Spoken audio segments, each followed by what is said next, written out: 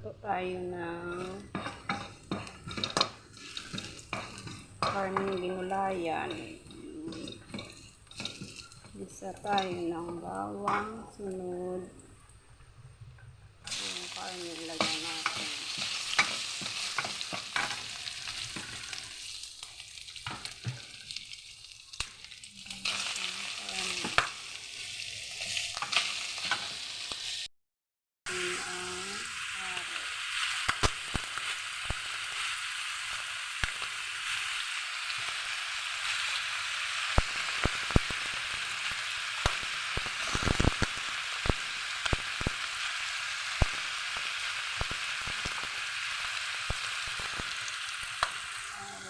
Yung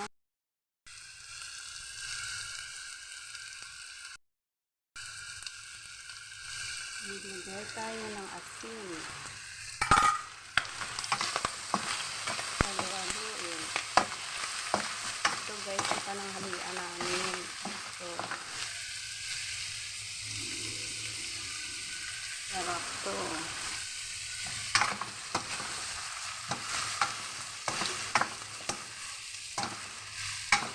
Next, kunting toyo. Kasi kunti lang yung oyster sauce ko eh. Kaya lagyan ko ng toyo eh. Para malasa. Natin kunting tubig pang kalambot. Yan guys. Masarap na yan. Yan. Para maluto. Umambot yung carrots. Haluin lang ng haluin para masarap. Nilagyan ko na yan ng ground pepper.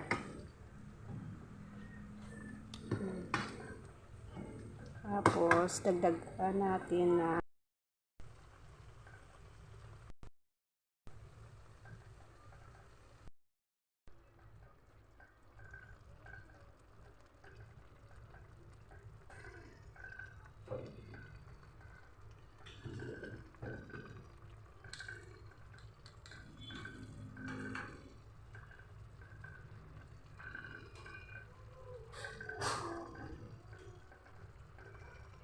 oyster sauce na yan na sarap na.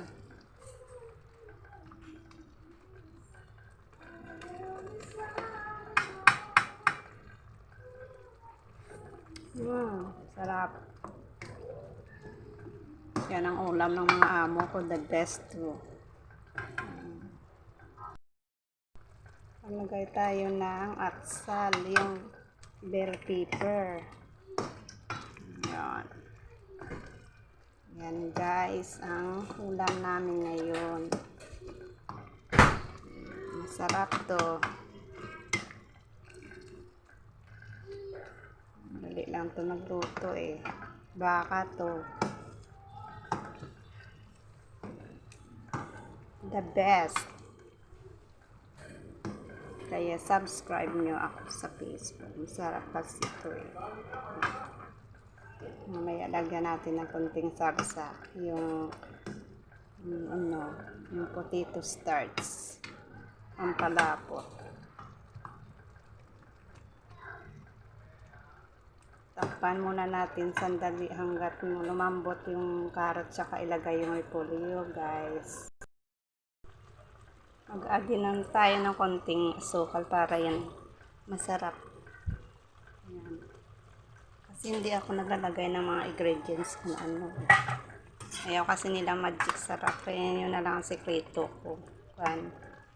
Konting asukal. Ayan. Malapit na. Talaga. Enjoy talaga ako magluto sa kusina.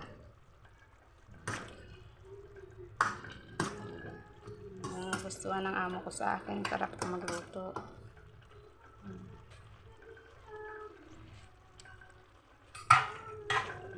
Wait muna tayo konting oras.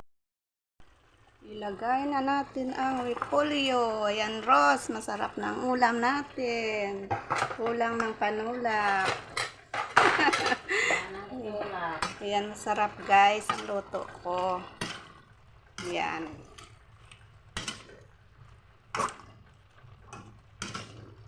Ayan. Sarap to eh. Kala ni Mamiswa, hindi pala. Oh. Ayun nga kasing miswa. Ayan, nagluto na lang ako ng ganito. Yan guys, kain na.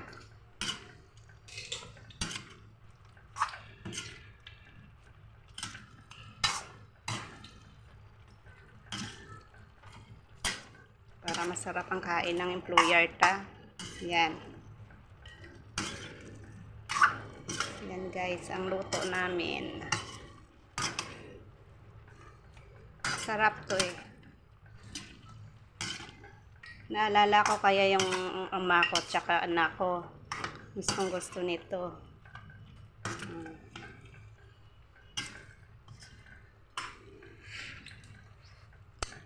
Tama lang.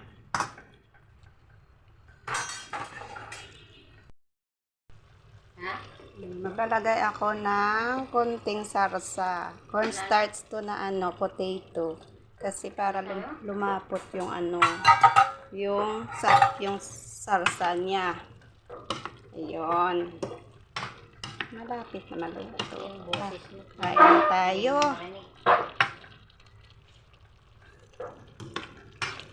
Ito pag mag-asawa ko, luto ko to. Alam nyo.